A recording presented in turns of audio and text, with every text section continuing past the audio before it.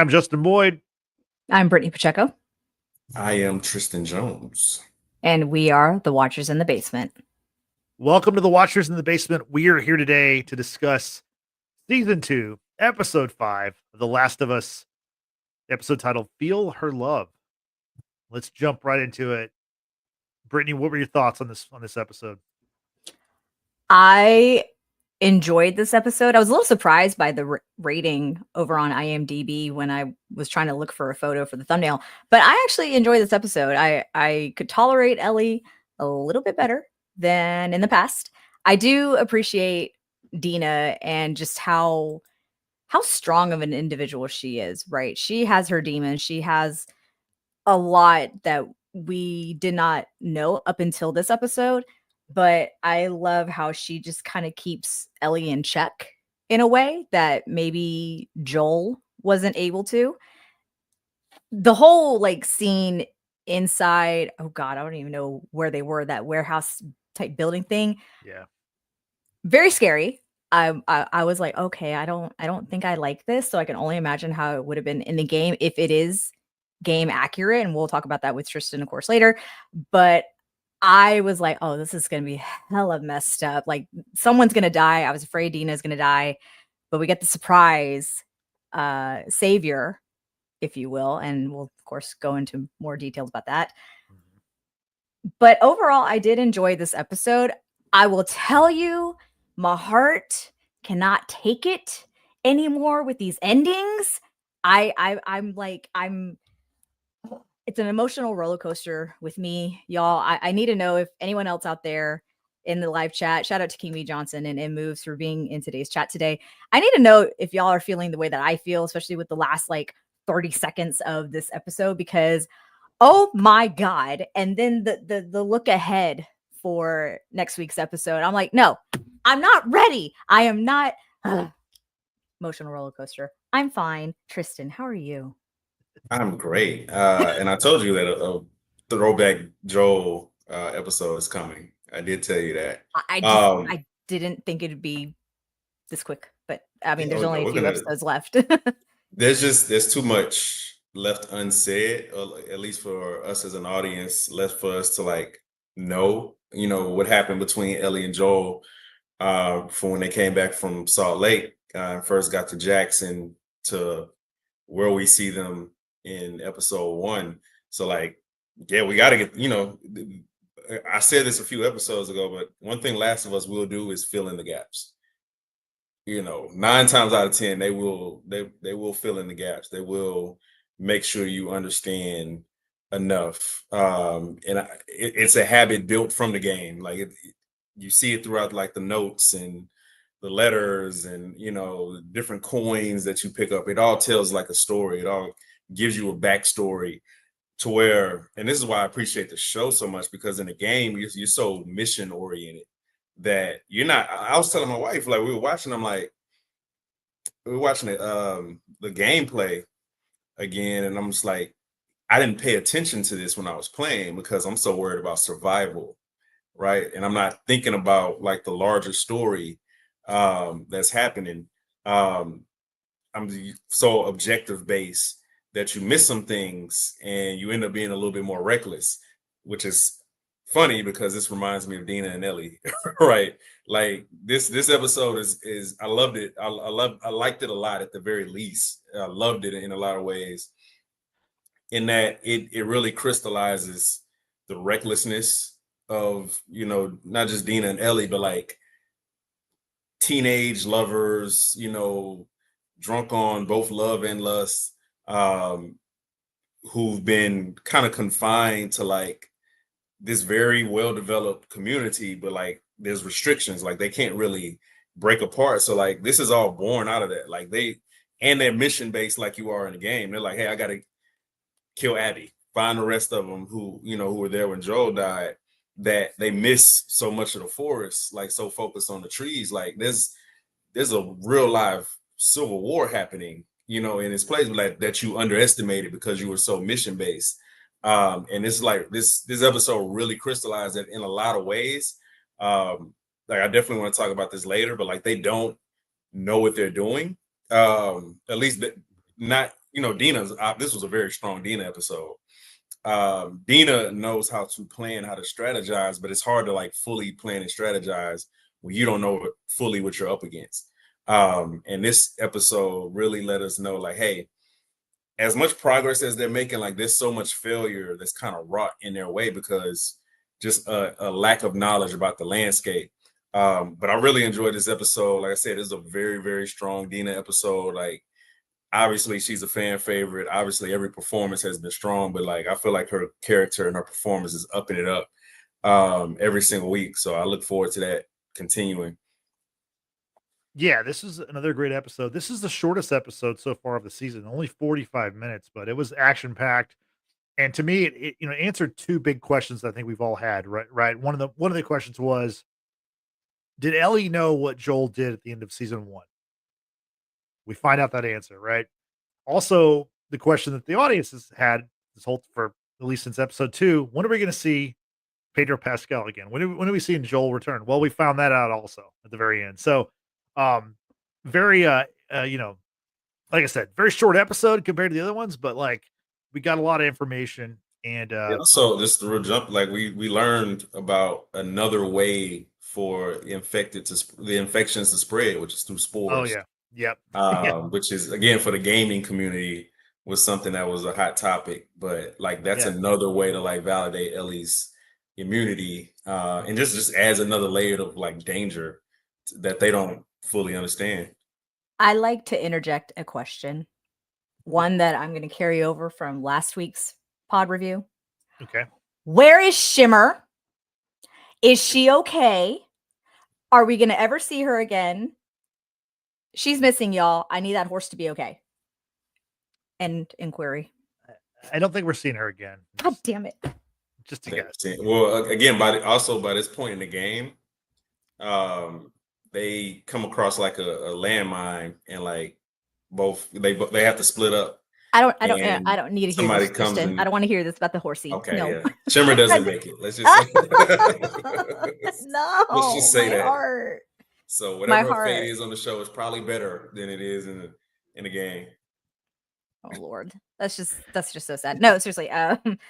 Also, and of course we'll talk more in depth. But the scene with Nora and Ellie, finally, Ellie finds her way to Nora, and the title of "Feel Her Love." Ellie showed her love towards Nora, didn't she? I like that whole sort of play on words. It was great. Let's continue.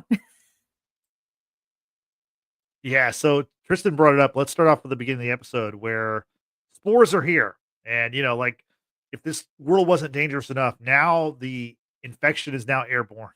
You can get it just by, being in the proximity of these spreading spores. And we open the episode with we meet a character named Elise Park. She is a member of WLF. And she's meeting with a woman named Hammerhand. Hannaran, I think is how you say it. Yeah, Hannaran. And she's questioning Park about what happened with her last mission.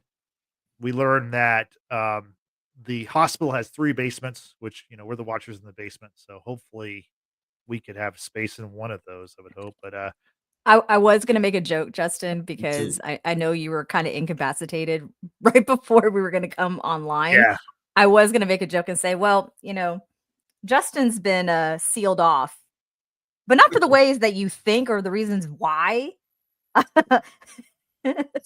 Yes. Centerpoint Energy had me sealed off. But no, we're all good to go now. We're back. But no, so we find out that in the basement they discovered spores, and they've discovered this Park woman. She sent her own son went down there, and he calls his mom and he radios back and says like it's in the air, and he tells her seal it off. And so she makes the decision to sacrifice her kid and seal off the basement B1 and B2. We don't know what's in B3 yet. Well, I guess we'll find out at some point. And yeah, right. So Brittany, what'd you think about when we heard about spores, and now it's like, the world is even more treacherous than what it was last week. I think we also learned that, is this supposed to be kind of like ground zero for the outbreak? If I'm not Yes. mistaken. Okay. I And didn't. it's ground zero in Seattle. It's where Fedra like really lost control of the infection spread. So that's where So they brought the first wave of infected. So it wasn't China. Just kidding. Just kidding. Different thing. Yeah. Different thing, according to different people. But I thought that was really interesting that we're in a place where the infection really just got out of hand. It got loose, and the fact that it's evolved and mutated to being able to infect people without having to be directly bitten, right? And we all obviously know that viruses and things can travel through the air, through other forms of. Sorry, I'm like dealing with a lot of internal feelings right now. Don't want to make a sound on the microphone. Were you around the spores or something? Or if you see me pass out, your girl's been infected.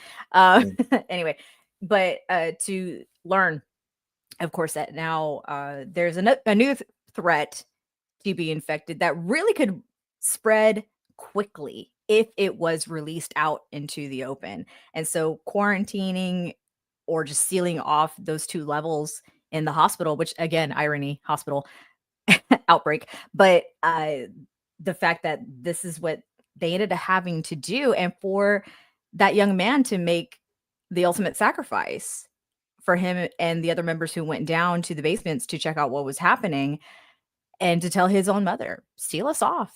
Like, we're not going to be able to come back. We're not going to be able to be healthy ever again. We're going to continue exposing others to this spores threat. So really heartbreaking way to start this episode, but for it to kind of come full circle by the end of it was a little poetic. I'm not going to lie. It was a little poetic.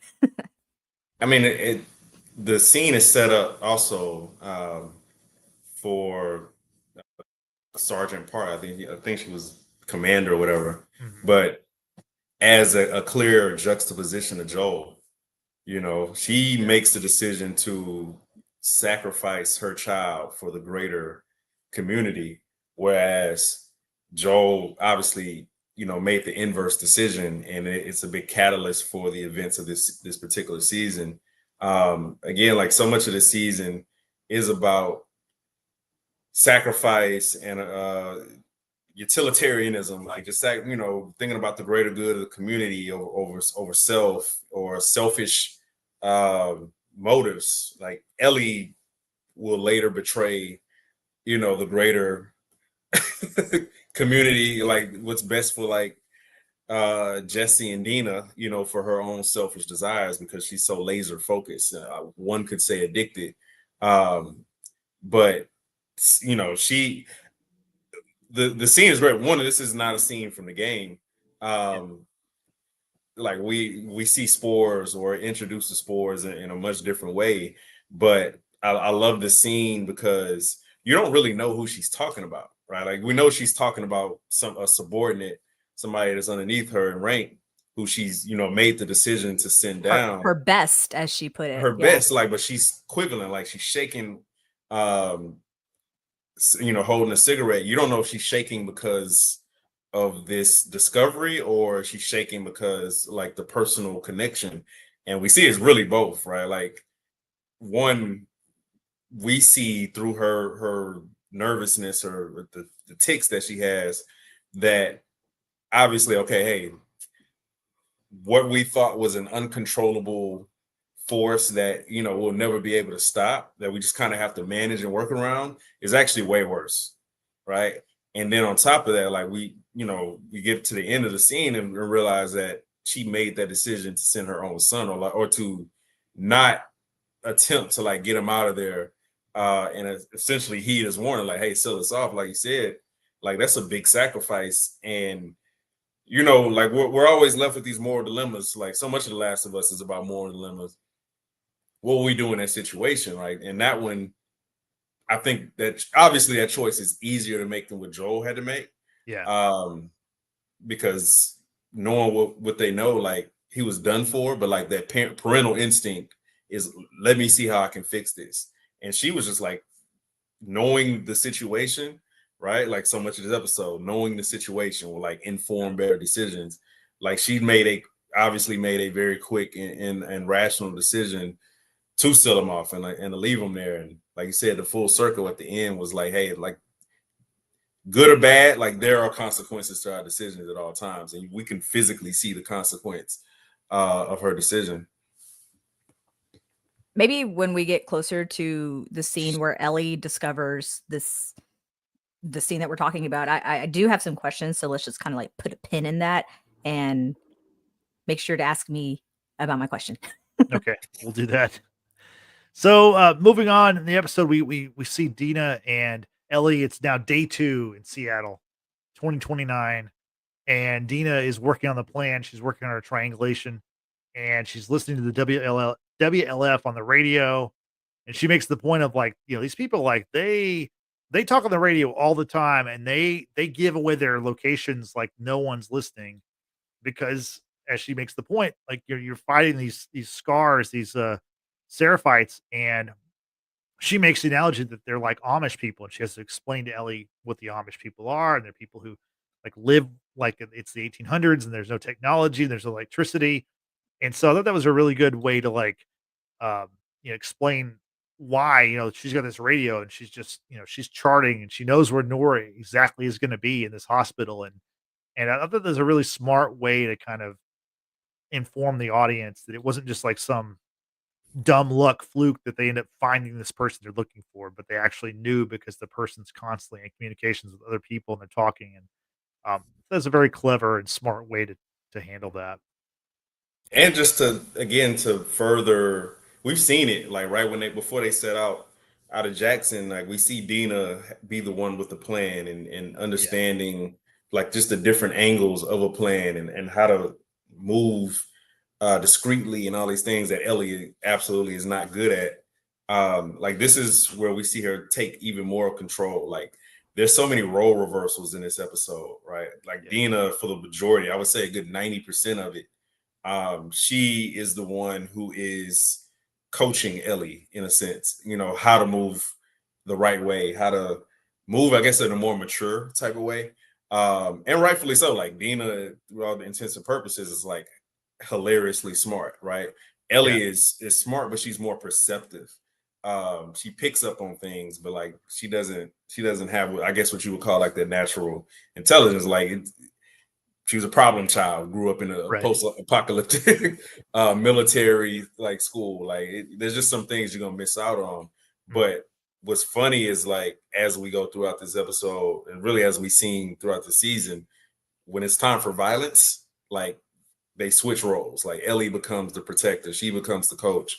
But seeing like, hey, we're just adding more layers to Dina's character. Like we knew she was smart, we knew she could plan well, but I'm damn near 40 years old and I can't triangulate a damn thing. Like geometry, algebra, like I was decent enough at it, but I was not an expert. So the fact that she learned that post-apocalypse like makes me feel bad in a way, but like Dina's very smart, and that's an area where she excels and continue to excel. And she also, outside of just being like the moral center for Ellie, like this is where we see like her full value. Like she's not afraid to get down and dirty, but like we see her best value in thinking ahead in ways that Ellie's lacks, to say the least.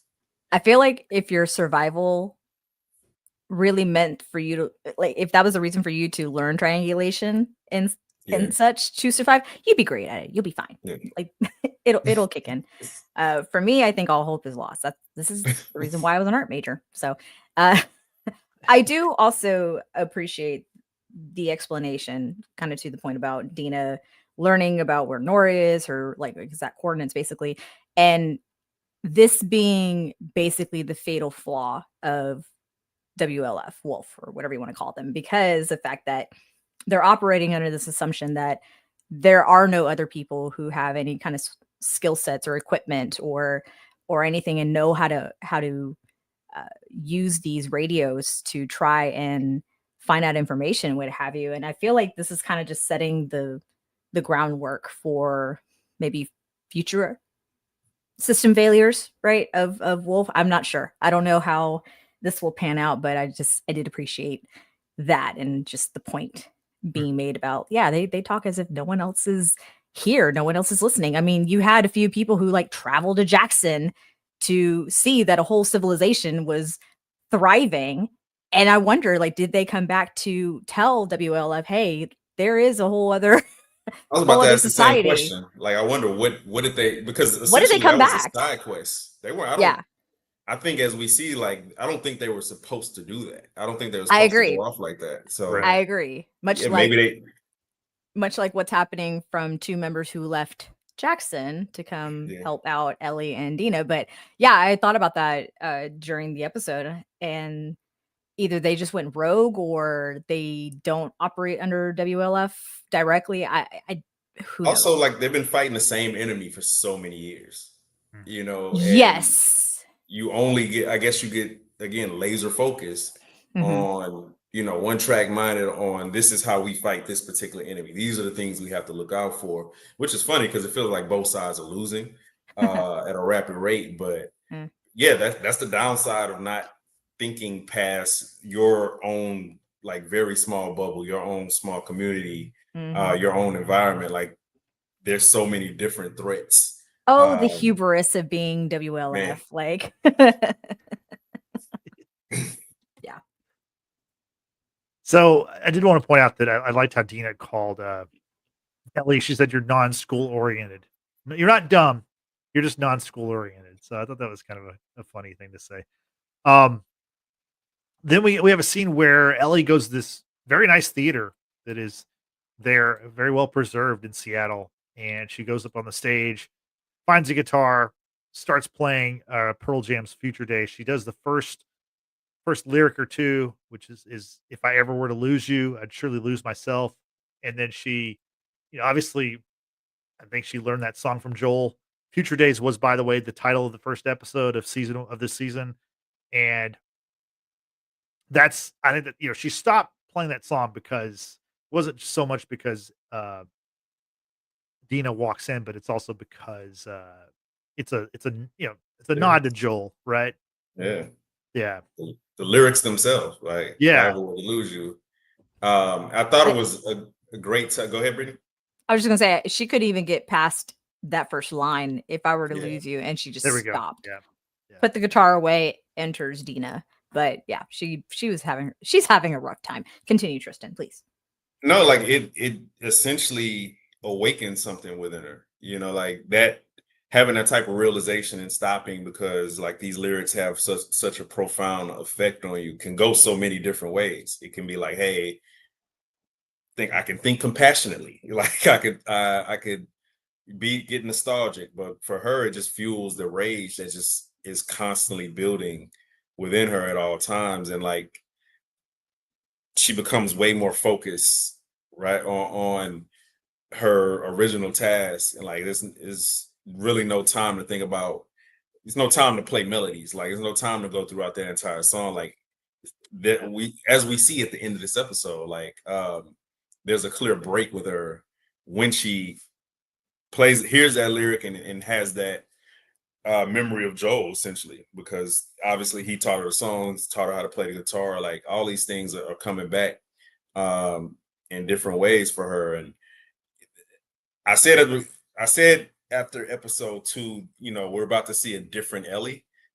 Like, the character, whatever you thought about her during season 1 and in episode 1 of this season, like, we're going to see a different Ellie.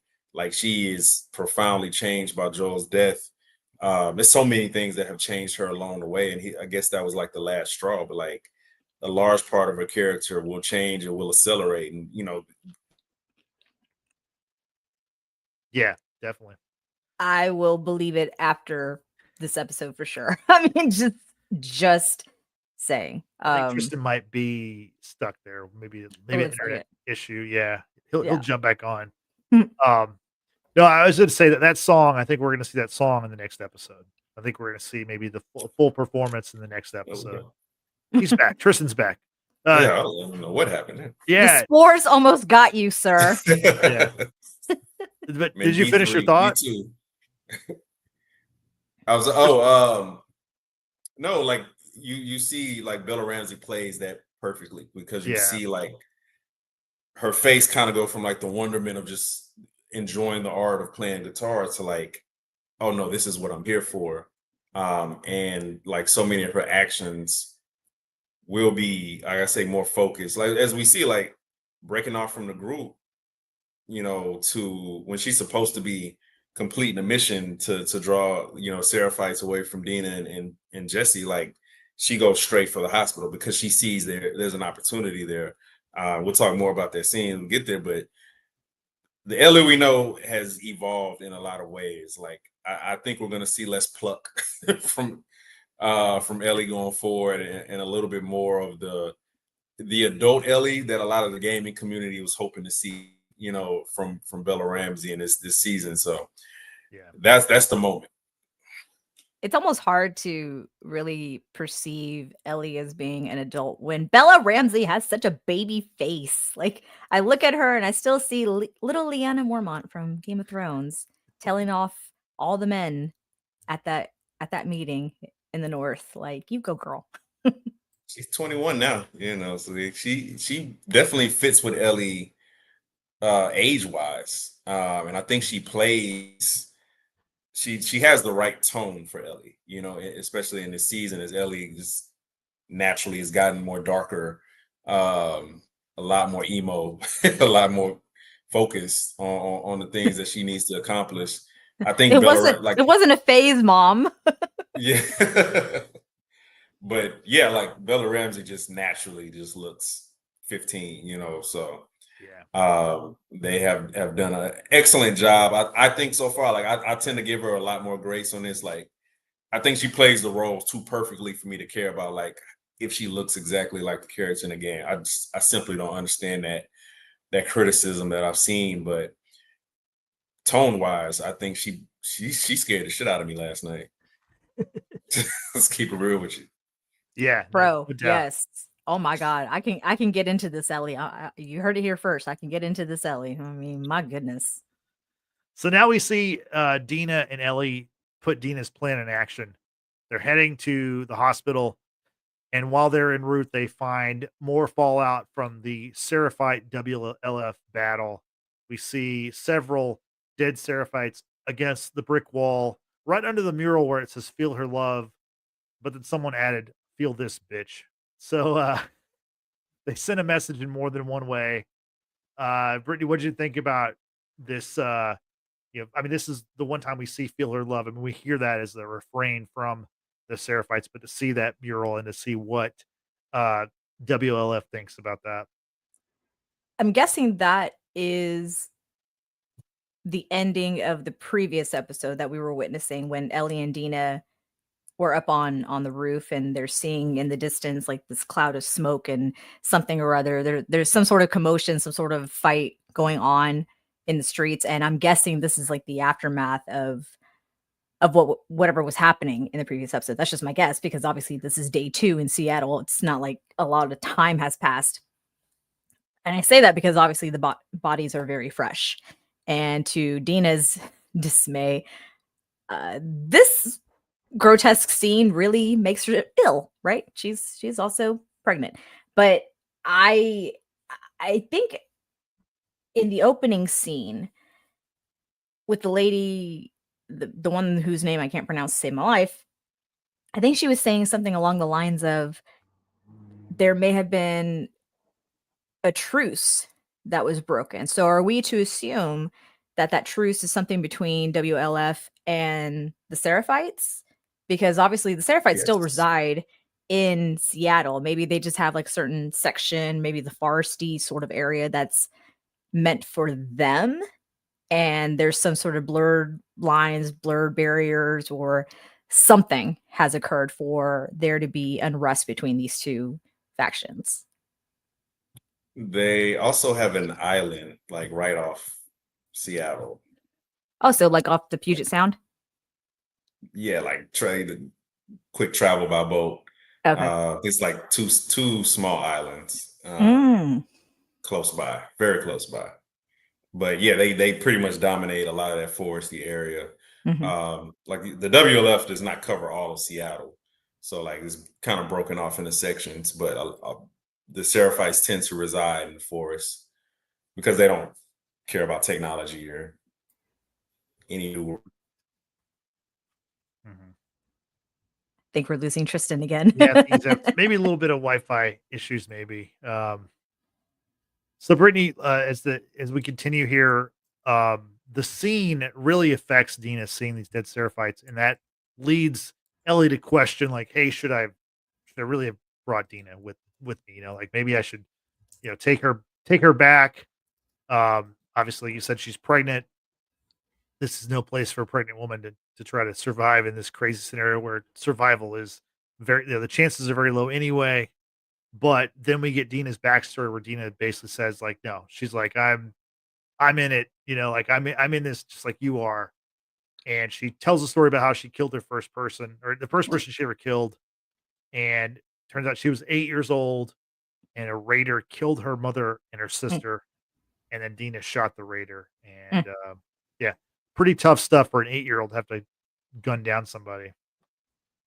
Yeah, the way that she told that story as matter of factly, there is no sugarcoating, there is no happy ending to this because obviously I'm here. I'm not in New Mexico anymore. I don't have a mother and a sister, so you can guess what happened. And to be that real and that raw with such a traumatic experience at for someone such as young as she was, that does something to a child's psyche and it hardens you, I would imagine. However, the surprising part of what Dana said, given how old she said, had she been home, she probably would have been forced to watch her sister and her mother die, right? Very similar to that of what Ellie experienced with Joel's death. Ellie was pinned down by Nora and forced to watch Joel be beaten and then killed. So, on that level, Dina can relate to Ellie, even though that Yeah. wasn't exactly the experience. However, for Dina to say, if I hadn't killed that man, I would have hunted him down forever, Yeah. forever. Yeah. And I think that's kind of giving Ellie permission to feel what she feels and to think how she thinks and to do what it is that they're there to do because Dina can understand Ellie's point of view and feelings. Yeah. And I think that's really what I'm not trying to be funny about this, but a lot of people these days just need validation. And I think that was the validating point in Ellie's Mhm. life that she needed because yes, she's got a lot going on. She has her own revenge that she wants to execute. And she also now feels very protective of Dina and her delicate state. And she loves Dina, right? That much has obviously been shared or unspoken, I guess, even earlier in the theater. They just kind of look at each other and it's almost just telepathically telling one another, I love you, I care about you, and I'm going to do whatever it takes to keep you alive. Welcome back, Tristan. Hey, no idea what's going on. Wi-Fi, gotta love it. But ultimately, I feel for Dina to have this vulnerable moment with Ellie, someone she deeply cares for, and to basically, as I said, give Ellie permission to feel and think the way that she does and says, I will do whatever it is you ask me to do. I will go back if you want me to. I will go with you if you want me to. But this is just what it is. And I'm here either way. What do you want to do? And Ellie, it almost seemed like it pained her in a fashion because it was almost like exasperated the way that she said keep going, like it tires her. It's exhausting to feel whatever rage and anger she's keeping bottled up. It's exhausting, has to be exhausting, and she's carrying so much weight on her shoulders at this point in Seattle. So very powerful scene. I really enjoyed watching that conversation between the two girls. Also, like she's carrying like vulnerability because she has to acknowledge, at least within herself, that I need her, if not even just for like physical support, but emotional support. Mhm. She needs somebody to rein in like her worst impulses. And Dina provides that, plus she's the brains of the operation. Like she absolutely needs her, and like is like she's accepting the love that she's getting from Dina, and that in itself is a painful, transition. So it's like you said, it's everything you said plus that. Like it's so many emotions going on, and just like you said, it's exasperation. Like keep going, because I don't even think she can imagine a world where she does not keep going. Hmm. Yeah, I think there would be that sense of regret, that sense of resentment towards perhaps even Dina, if Dina hadn't supported Ellie in this endeavor or validated her feelings about all of this, right? I feel if they left in that moment to go back to Jackson, Ellie would probably be a whole other person, and not a pleasant one at that, right? It's like how can you be so close and then just say, you know what? Nope. I'm at the 1 yard, and I no, I can't do it. I can't do it because I have other responsibilities or I have other worries that I have to consider at this point. There's no changing Joel's fate, right? He's gone. He's not coming back. But I understand the weight that she bears on her shoulders, right? That's a lot for any 19-year-old to deal with. And in a post-apocalyptic world, every man for himself. And you better run when you see Ellie coming. I'm just saying at this point. Yeah. So now they're reaffirmed with they're going to continue on. They run into the place where honestly they should have died. We get this legitimately scary scene where they are ambushed by these stalkers who are these smart infected who, kind of hunt in packs. And there's like, I don't know how many, there's 10 or 11 of them or whatever. It And starts off as one, right. and then you look back, it's three, and then you look the other direction, and it's just like way more crazy. There are many of them. And it is a scenario where they would have died 100% had it not been for Jesse showing up, which I was honestly surprised. I'm last episode, I kind of hoped that we would see Jesse and Tommy come after him, but I didn't really expect that. I'll be honest. But it was great to see Jesse return, and he's with Tommy in Seattle. Though they split up, and so Jesse makes the save, comes in, kills the remaining stalkers that Ellie wasn't able to take care of, and big hero moment for Jesse.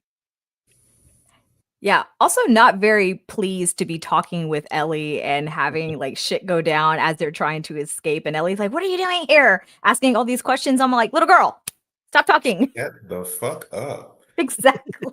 It's like, do you think Golly. like this is not what we're here for?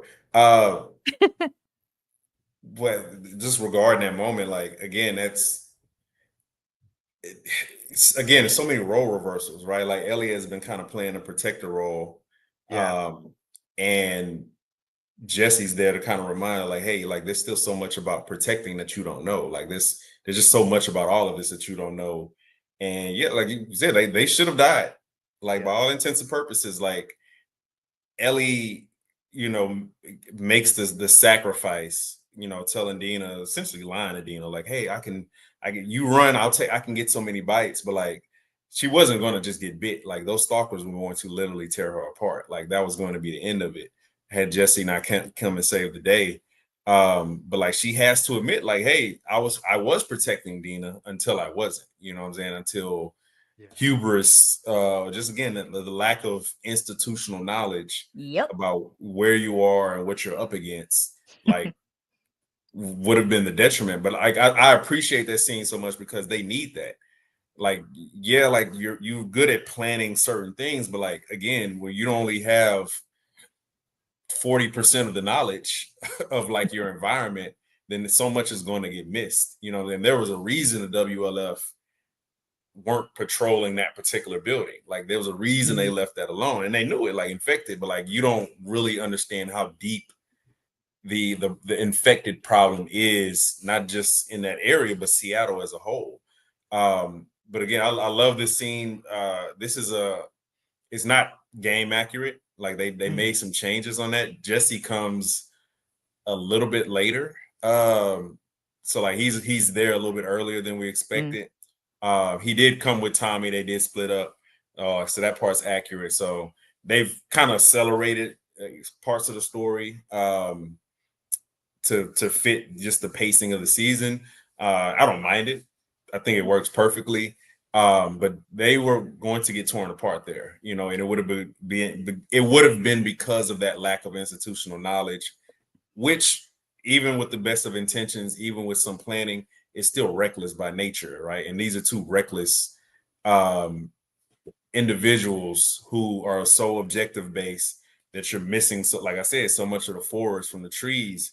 And I think they needed that. They needed that almost death. Ellie needed to be reminded that she can actually die from this. Right. And there's only so much immunity.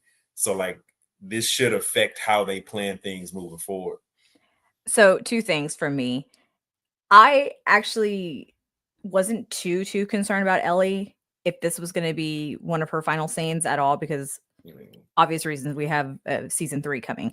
However, I was genuinely more concerned about Dina and her having been caged. Like she put herself in this cage hoping that Ellie was going to be able to distract the stalkers, but they're coming after Dina in the cage. They're starting to peel off the chain link, and I'm like, oh my god, she's either actually going to get bitten or she's going to be injured in some sort of fashion by the stalkers. I was very concerned about her. The other thing is that before entering into this building, the two came up with a plan. Well, really, Dina did. And Dina said, listen, we can't go in guns blazing because any sound is going to ricochet, it's going to make noise, and it's going to bring the WLF in, and we're going to have bigger problems. We need to go in, and we need to go in using knives only. What happened to that? The opponent changed. Yeah. No, I understand. But still, I mean, it still rang true. They had bigger problems coming their way after all that. That's kind of like the old Mike Tyson quote where it's like everyone has a plan until they get punched in the face. And well, I mean, in fairness, in the face by Mike Tyson. Yeah, you're probably dead though. But in fairness to Ellie, when you've got 5, 6, 7 of those stalker things coming at you at all different angles, you're not going to be able to take them out with a knife. You're not going to be able to take them out with a gun either, unless you have like a machine gun, maybe. Shotgun. But yeah, shotgun blast to the face. Right. So I can understand why she broke that rule very quickly. But I mean, Dina, like we said, she knows what she's doing. It's just in that scenario, they weren't making out of there without some kind of help, and thankfully Jesse was there to step in and save them. Did anyone else notice when Ellie's on the ground and Jesse comes, like all you can see is the silhouette? Oh yeah. And you know, it's easy to mistake that silhouette for another older male figure who's known to come in and save the day. I 100% really great direction. I 100% knew it was Jesse. I never once guessed that it was going to be Joel, of course, for obvious reasons, but even just like to visually show what Ellie was kind of perceiving in that moment, because yes, you're on the brink of death. I looked at that. It was the hair. It honestly was the hair. I'm like, that's Jesse.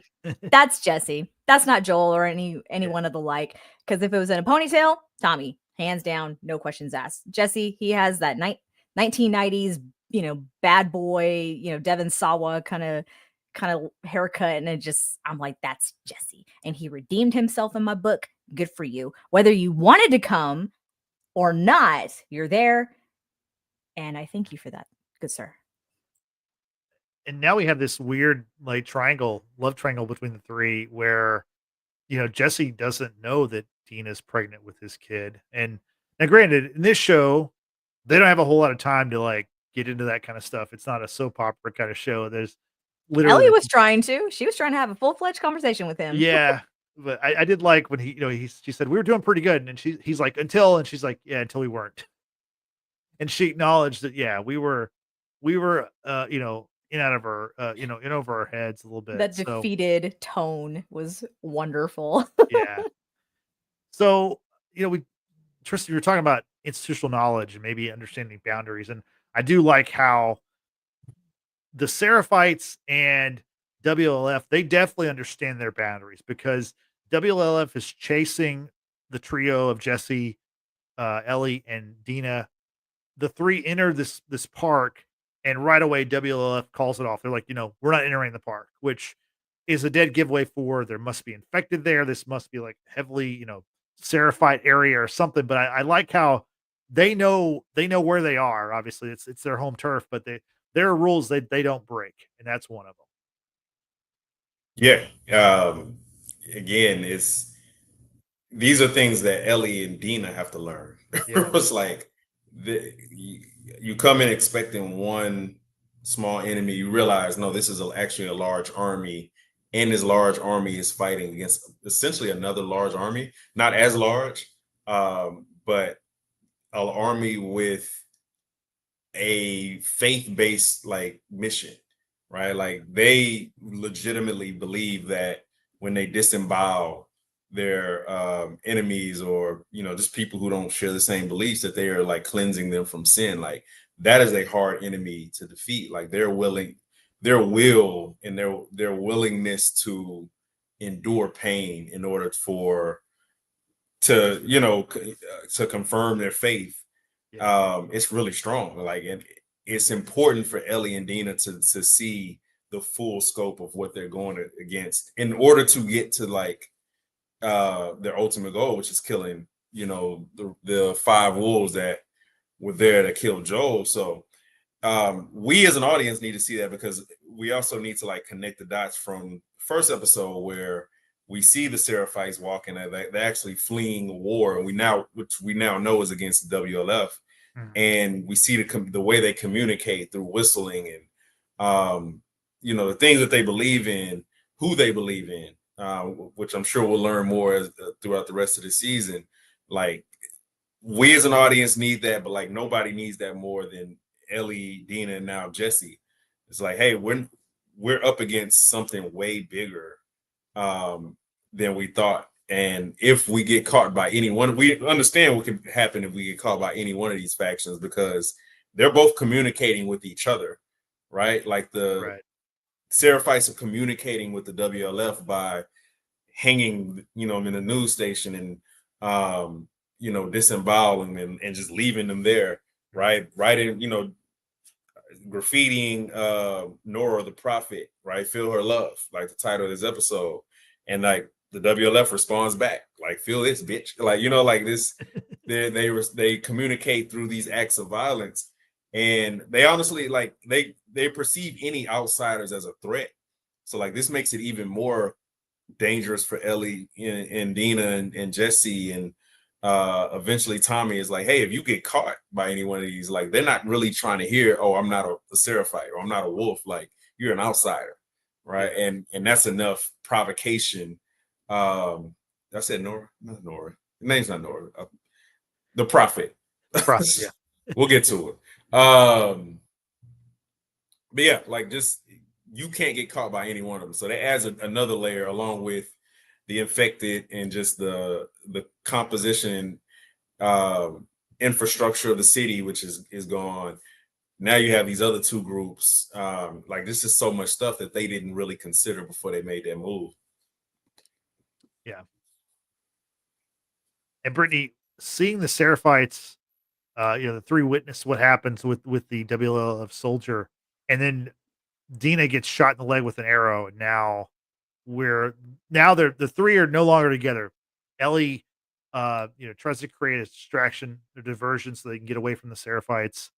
It's a madhouse in the forest there in the park. I'm actually surprised first, before Dina got shot, given the nature of the disembowelment, that she did not start retching, right? Because apparently grotesque sights such as that would trigger her. But I mean, who would have the time? She got shot almost instantaneously. Like, good golly, the skill set with the bow and arrow. Listen, I've tried shooting a bow and arrow, and man, you need to have some arm strength in order to pull back Mhm. and let that arrow fly. So that's a skill. Okay. And it's That's dark obviously a too. skill. It's very dark. And it's dark. And Yeah. it's dark. In the And game, the Seraphites are expert arrowsmen. I don't know what they Marks. like. Yeah. Archers. Archers. There we go. Archers. Yeah. They are expert level. Well, can they also do they have like built-in night vision? Like, good golly, I mean, the trees are tall. It's incredibly just crowded with grass, bushes, whatever, the leaves, and you're able to wound somebody like that. Good grief, But that was impressive. even just do that, but they're able to like communicate like a whole Yes. plan of action through the Yes. whistles. Like, Yes.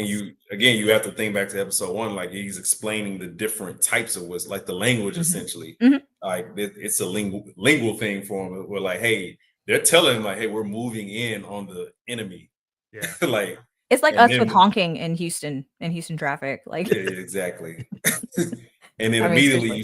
you see, Dina get shot with an arrow. Like that. Man. These are things that Ellie and Dina need to know. Like they have to be like not just as an audience, but like they have to include that in their toolbox. Yeah. Like, excuse me, understanding where we can go, what territory, how they communicate. If we hear that whistling, you're like, this will kind of, dictate how we move going forward. Mm-hmm. Yeah, no, it's. I mean, first off, for them to enter into the Seraphites territory where the WLF will not enter, obviously that seems to be one of the boundaries, right?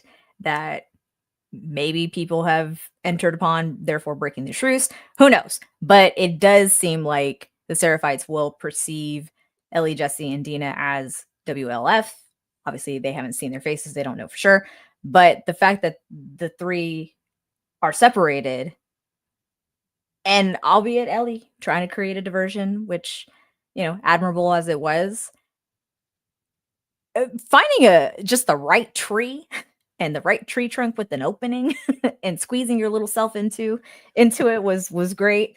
Obviously, I'm curious as to how many Seraphites are in Seattle still, because it looked like the numbers are there. We just only seen very small factions moving about, and I don't know. I'm curious if how soon we're going to see them, the Seraphites and Dina, Ellie, and Jesse encounter them again. But for Ellie to seem to stumble into the right direction to get to the hospital, which was the goal for their mission, she just, I mean, something just snaps, something turns on. I don't, however you want to call it, but she sees it and takes off running. Yeah. Right. She wants to find. I'm sorry. It's the mama mentality. Ah, yes. Yeah, she goes into rage mode, as I'm going to call it. But man, Yeah, because she finds Nora right away. Nora's working in the hospital. And you remember Nora in episode 2, she's the one who held Ellie, restrained Ellie, and made her watch Joel get killed. And right away Ellie says, "Hey, you remember me?" And then she's like, "Yeah, you remember me." And then she's like, we could have killed you. And she's like, "Yeah, you should have killed me," which that's what I was saying back in episode 2. Like, I don't know why you would do that. Why wouldn't you just finish the job? Why would because you? the season would have been so much shorter. No, I understand, but the rationale is just like, if you're gonna do that, like right after you do that, the person says, "I'm gonna kill all of you." That's where you go, well, maybe we should take her out now while we have her down, because it sounds like she's gonna try to kill all of us. So Nora is the first victim that she gets her hands on, and she chases her all through to the quarantine basement, and which is not good for Nora because she's not immune. And she finds out that Ellie is immune, and she finds out that Ellie is the immune girl that she'd heard The rumors chosen about. one. The chosen one, yeah. The immune girl that she'd heard about. And then we get the great stuff about just about how, like she tells him, well, first of all, Nora tells Ellie, like, "Oh, I still think about sometimes at night, I hear his screams." And it seems like she's trying to appeal to to Ellie, and then she's like, "Yeah, but he died like a little bitch or whatever." And again, Bitch got what he deserved. yeah, got what he deserved. And then it's just like, again, like you're not The gonna get out of taunting. this. Yeah, The taunting. Yeah, taunting was so unreal. And let me say this real quick because Frank, Marcy, and I just finished wrapping You on Netflix, right? The final season.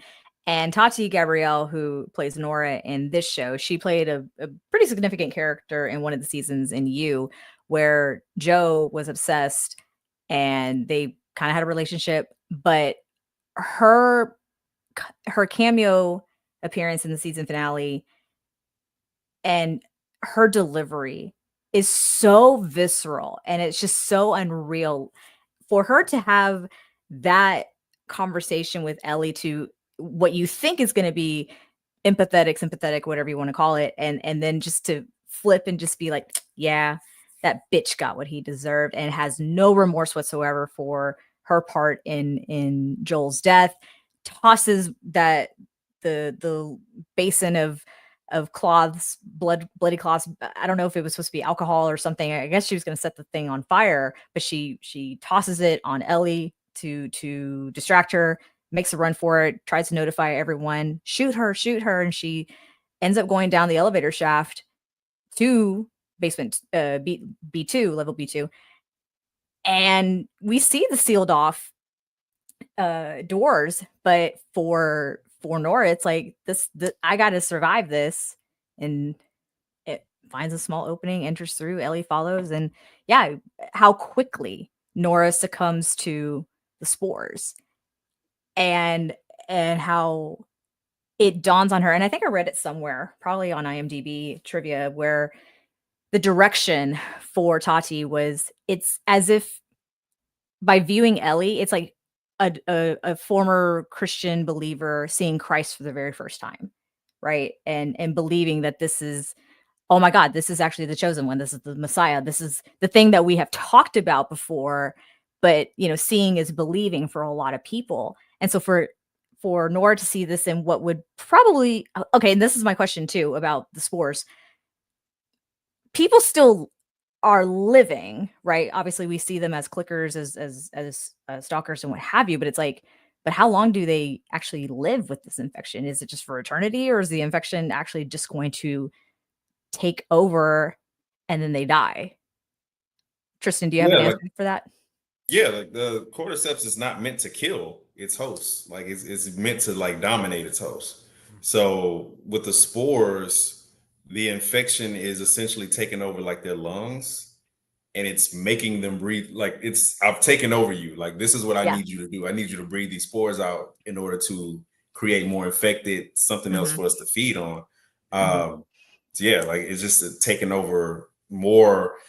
Like you see some of them taking over through eyes, through like the side, like just different body parts, but it's taking over essentially every part of the body part, piece by piece. Right. And to the point where like they're just in it, like they're against the wall. And it's just taking everything. Like they have become one with the cordyceps in that type of way.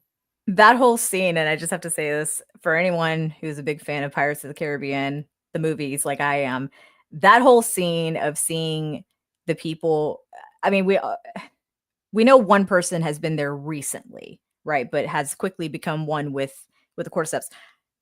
There's no way of knowing how long people have been down there, right? Or just since the outbreak occurred. I think it's just supposed to be that group that went down to the basement. Okay. So. Yeah. But that whole scene just gave me Pirates of the Caribbean. I think it's the second movie.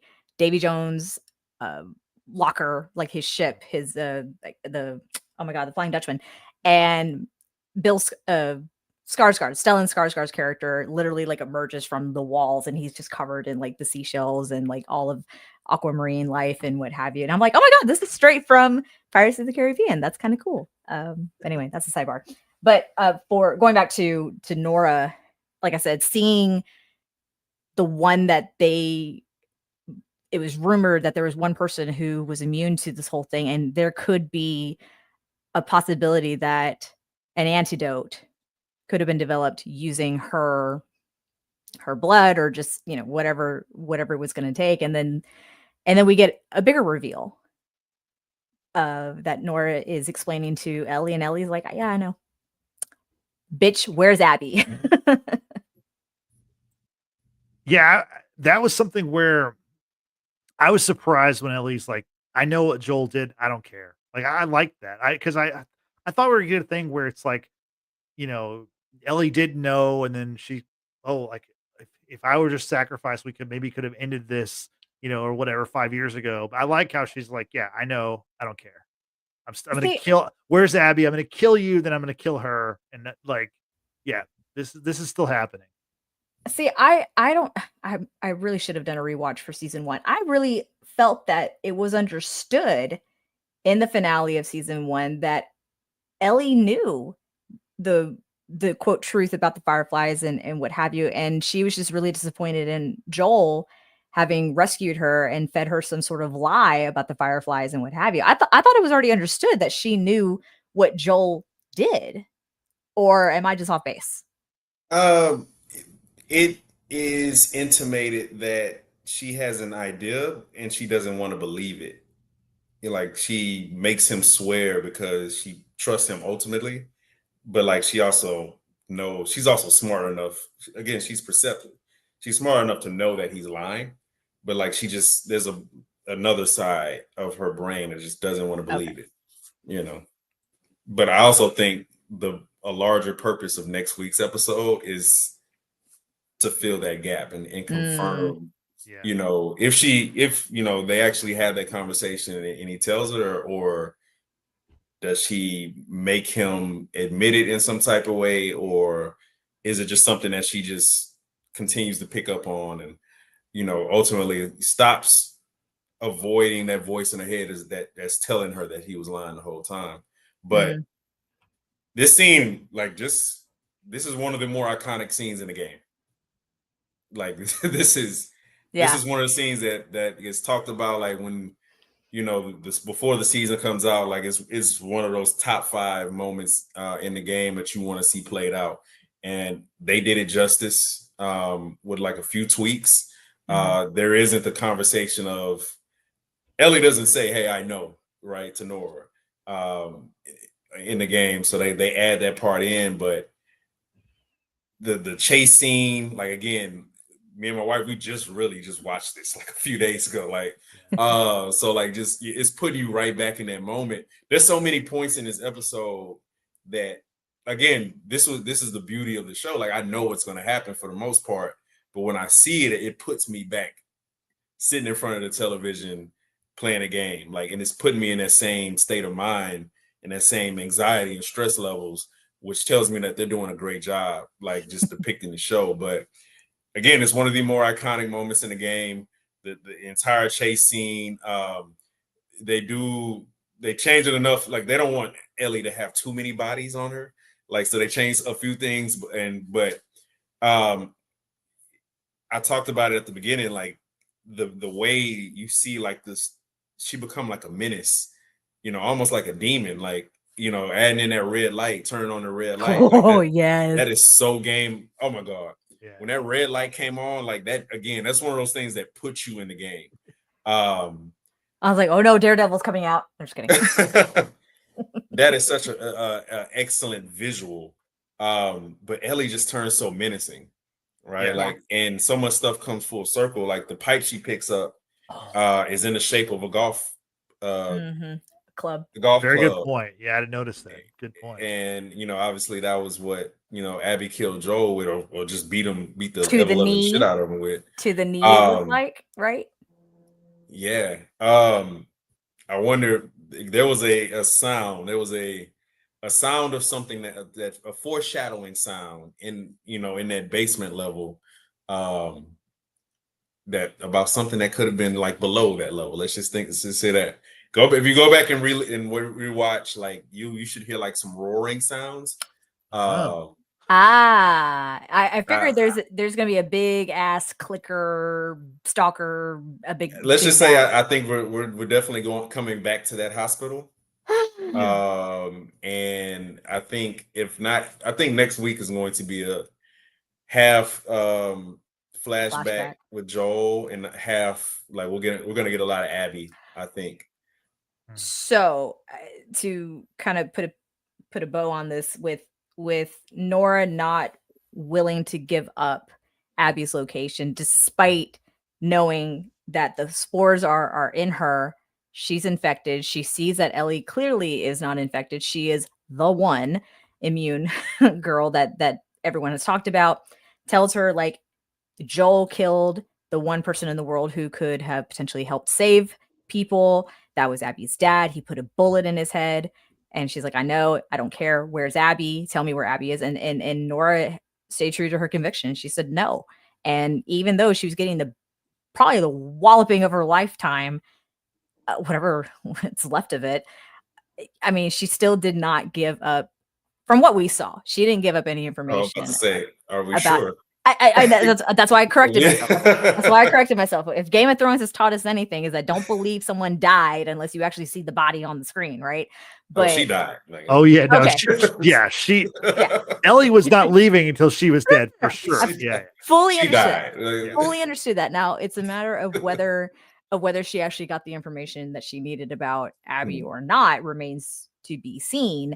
However, I was taken aback, of course, by seeing the transformation that Ellie just tapped into another level of anger, sadness, depression, PTSD. I mean, I get it. I understand it. I kind of experienced a little bit of something similar, not to that level, but I mean, I told John when we were watching this, I'm like, you know what? I can get behind this Ellie. Like, I like the Ellie that I'm seeing here. It probably says a lot about me, and it really shouldn't, but it does.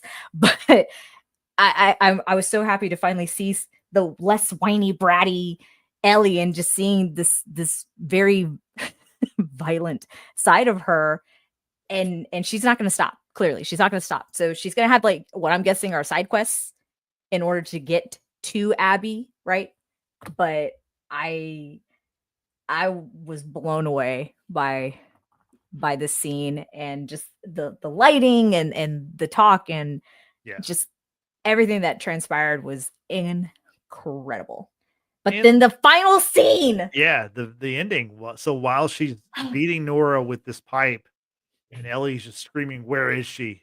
asking about Abby, we cut to black, and you're like, "Oh, that's it. That's the episode." Then all of a sudden, low clap. Yep, Ellie wakes up back in her home in Jackson, and Joel walks in, says, "Hey, kiddo." She says hi, which leads us right to next week. I was like, it's all a dream. Wait, but hold everything on, was a bad dream. The extra significance of that scene or that flashback, that dream sequence, I guess, is we see the complete inverse right before that. Like, we see her essentially turn into like a wild animal. Yeah. And I don't know if it's meant to be heartbreaking or just illuminating that little girl who, looked lovingly at Joel as he kind of came into her bedroom. Like, that girl is gone. You know what I'm saying? Yeah. Like, I thought it was so interesting. Like the death of her innocence, maybe? Yeah, like the innocence has been dead. And like now we see like the full conclusion of like the full result of that. Like that girl is gone, and she's probably been gone, because when we meet her in season 2, like she's taken the pluck and the brattiness and the emo-ness to a different level, like she's 19-year-old girl, like who mentally is probably around 16, 17, like, as far as what she should be. But like she's seen so much, and lost so much, and it's inevitably, broken down so many pieces of her innocence, and it's gotten her to the point where here she is traveling across the country again, looking for, but on this time, instead of like for a chance at like new life, is to like bring more debt, right? And that so like the girl we knew at the end of season 1 is gone, like it's over, and she's never coming back. Like we may get a better version of her at some point in life, but like that girl is gone. So I thought it was great how they just kind of transitioned from, normally we see like the beginning, we see like the innocent, and then it'll cut to the really truly violent, and now it's the opposite. It's like, hey, here's her at her basis, level, and here's where all that innocence probably began to die. It's crazy. She's past the point of no return, right? And I mentioned earlier about the title of this episode being "Feel Her Love." There's many ways that you can interpret this quote, if you will, that of the Seraphites regarding their prophet, how presumably the WLF has kind of twisted that to show how much harm they can bestow upon the Seraphites.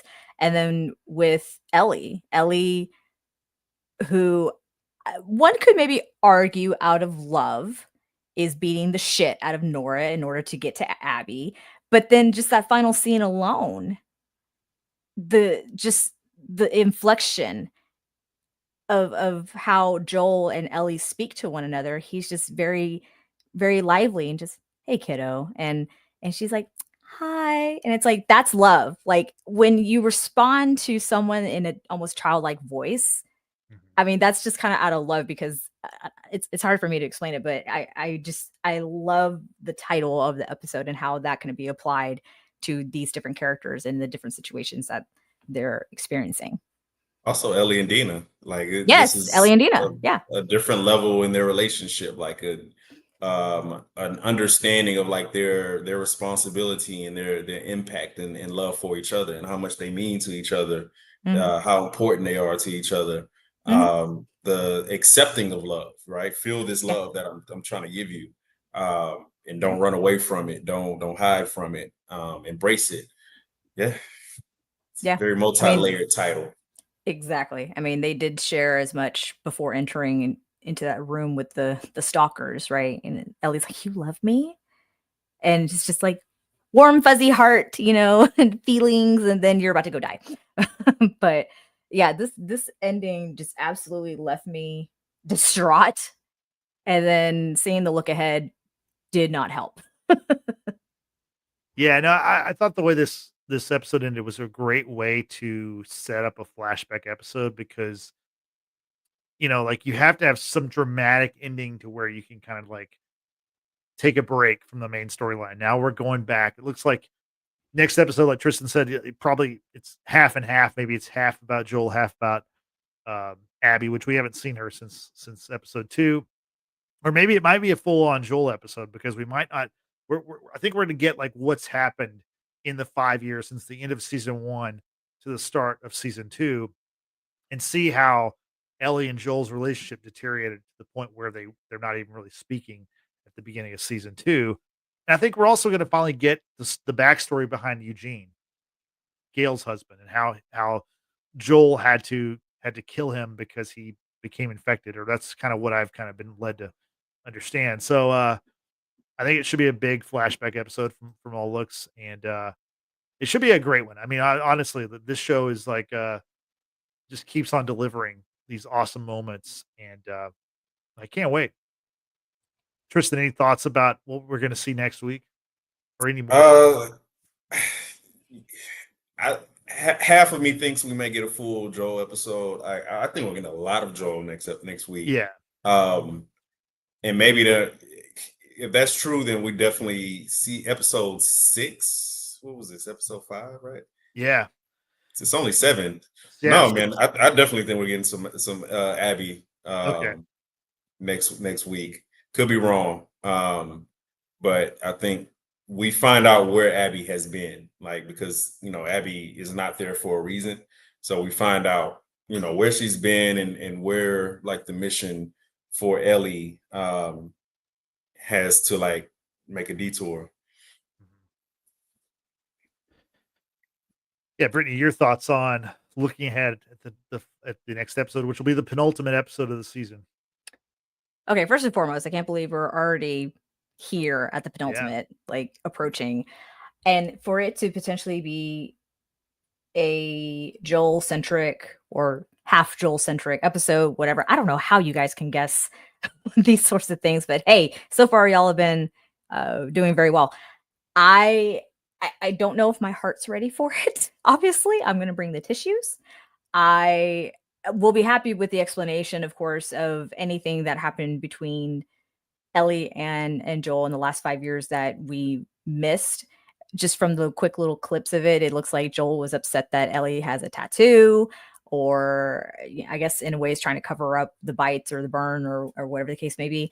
But it looks like you're seeing how strong their relationship had been, and then bit by bit seeing how it has dissolved to what it was at the very beginning of season 2. So getting that backstory, I think, is going to be great. I can't imagine all that transpired if it came to blows about the truth of what Joel did in Salt Lake City. And then that of Eugene. I keep kind of forgetting about Eugene because it's just one of those characters that obviously we have yet to actually see in person, just hear a lot about. So hopefully that will pay off as well. I don't doubt it. But overall, I just don't know if my heart's ready for it. I'm gonna, like I said, I'm gonna have tissues. I'm gonna be emotional. I'm probably gonna have a glass of wine because your girl can't handle it. Well, Tristan, I wonder, like, if episode 6 is a Joel-centric episode, will this be the last time we see Pedro Pascal play this character? Will he be in season 3 at all? Like, I really do wonder that, given his schedule and, like, given whatever the story is going to be going forward, might this be his final episode as the character? I mean, the character might be referenced a bunch in season 3, but will we actually see him? What do you think about that? I am fairly certain we see at least a little bit of Joel in season 3 of Pedro Pascal. Yeah. Okay. I don't know, but I'm going to trust Tristan's judgment on this because he obviously has more insight on the story than the lot of us. So, yeah. Yeah, I would think it'd be tough to, like, wrap up all of that story, or all the flashbacks into one episode. I mean, they definitely could do it, but I feel like they could probably persuade him to come back and, like, hey, just season 3, you just have like an episode where it's just your episode, that's it, and you're done. So I can definitely I see don't that. think much persuasion will be needed. Like, I think Yeah. from everything I've seen, Pedro Pascal, like, one, just loves the cast and especially Bella. Yeah. But like, just it's a great way. Like, this isn't a series that's gonna go 7 seasons. Exactly. Like, you would want to see like that, the story kind of wrap up. And there's so much about Joel and Ellie in their relationship that needs to be told. So I don't know if we get a lot of it, but I definitely think we get maybe a flashback here and there in season 3. Yeah. No, that's well put. I mean, this is a very prestigious show, and for example, like Kaitlyn Dever, who's also a pretty big name actress, she's only appeared in 2 episodes so far. So even though her character is Pedro. No, I'm just kidding. Her character looms over the whole season. We've only seen her twice. Maybe we see her 2 more times this season, or maybe we see her once, one more time in the finale. But I just wonder with his schedule if there's going to be time to do that stuff. I'm sure he'll find a way if there is. But needless to say, next could be the final time we see Joel. Probably won't be, but it could be. So just getting everybody prepared for that. Yeah. So Brittany, as we wrap up here, final thoughts on this episode. That was a really great episode. I like where the story is headed. Tristan talked about how things differ from the video game, how time has kind of accelerated in some areas with Jesse coming into the mix, and it'll be interesting to see the dynamic that will play out once everyone is back together, including Tommy, who of course was backing up Ellie, yet didn't ride out with her because obviously he didn't know.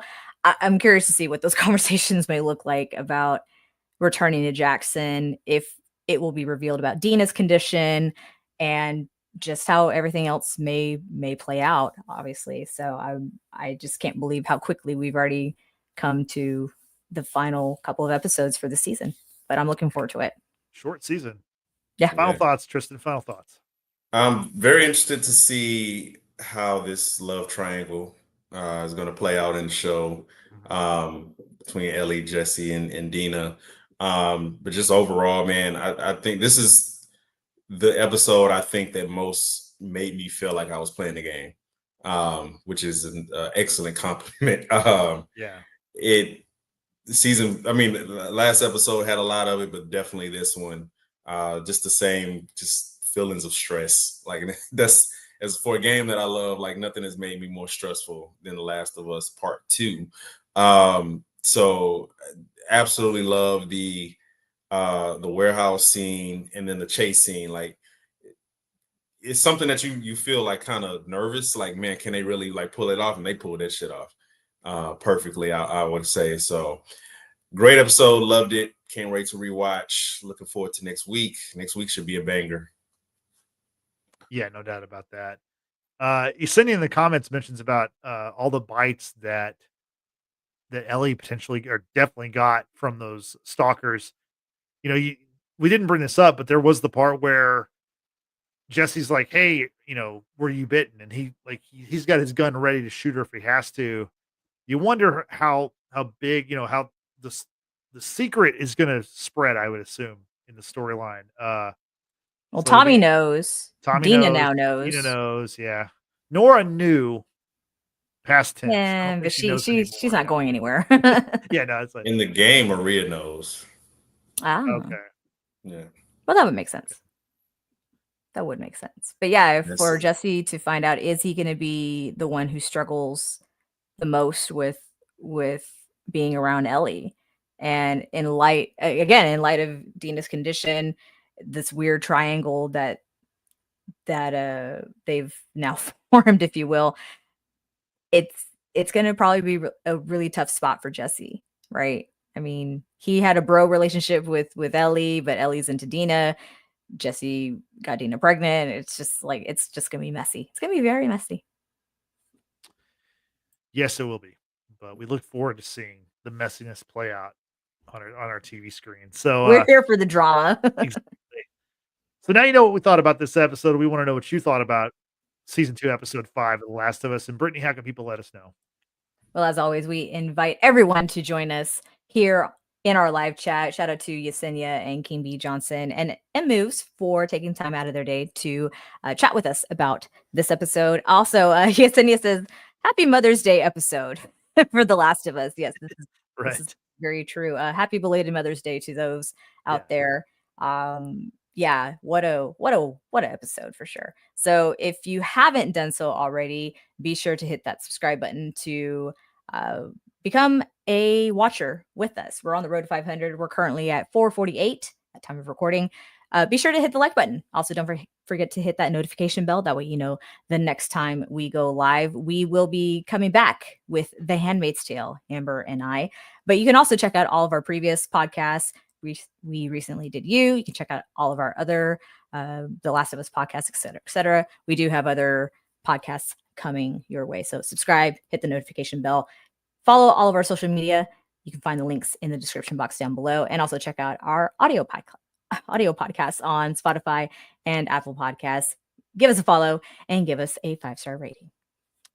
Thank you, Brittany. I appreciate it. So for Brittany and for Tristan, I'm Justin saying thanks for watching. Thanks for listening. We will see you next time. Have a good night. Bye-bye. Endure and survive. There we go.